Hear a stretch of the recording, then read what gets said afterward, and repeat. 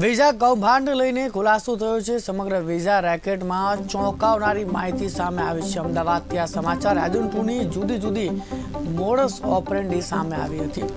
નકલી marksheet, certificate, બેંકની ખોટી એન્ટ્રી કરાતી અને ખોટી નોકરી આપવાની લાલચ અને વિદેશ મોકલતા હતા। તપાસમાં ખુલ્યું હતું વિઝા ઓફિસમાંથી મળી આવેલા તમામ ડોક્યુમેન્ટ બનાવટી આઉટસોર્સ ઇન્ડિયા નામની ઓફિસ ખોલનાર દીપક પટેલ અને સ્નેહલ પટેલની ધરપકડ કરીને અટકાયત કરવામાં આવી હતી।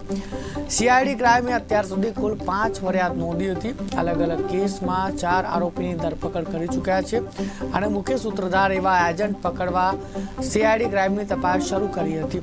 ફ્રાન્સમાં ગેરકાયદેસર અમેરિકા જવાના રેકેટના મામલામાં 21 જેટલા ગુજરાતી મુસાફરોના નામ ખુલ્યા હતા, જે પાટણ, બનાસકાંઠા, માણસા, ગાંધીનગર ગ્રામ્ય અને આણંદના રહેવાસી છે। આ રેકેટની તપાસ માટે 4 ટીમો બનાવાઈ છે। ભોગ બનનારના નિવેદન લઈને તપાસ શરૂ કરી છે અને એજન્ટો કેટલા પૈસા લીધા, શું વાયદા કર્યા અને ત્યાં ગયેલા લોકોની સ્થિતિની તપાસ શરૂ કરવામાં આવી છે।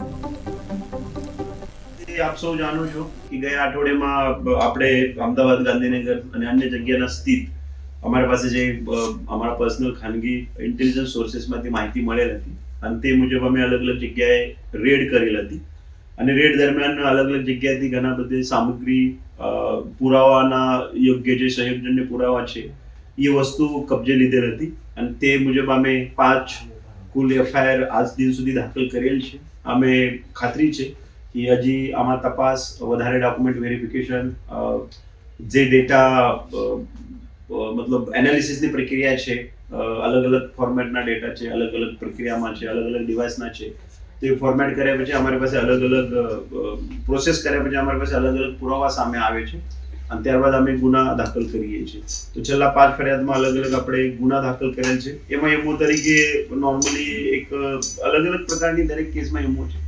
અમુક કેસીસમાં 10મી ફેલ બાળક છે પણ એ જવા માંગે છે અથવા એ નહીં માંગતો પણ એજન્ટ તરફથી એવો પ્રોમિસ આપવામાં આવેલ છે કે તમે ચિંતા નહીં કરતા, તમારું થઈ જશે।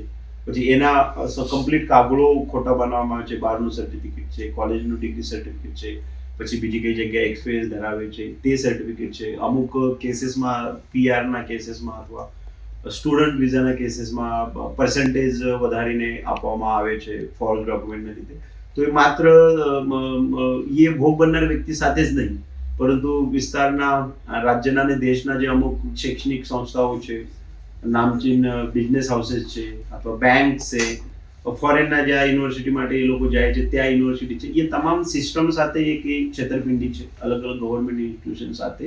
તો એક એના મુજબના ફરિયાદ આપણે લઈને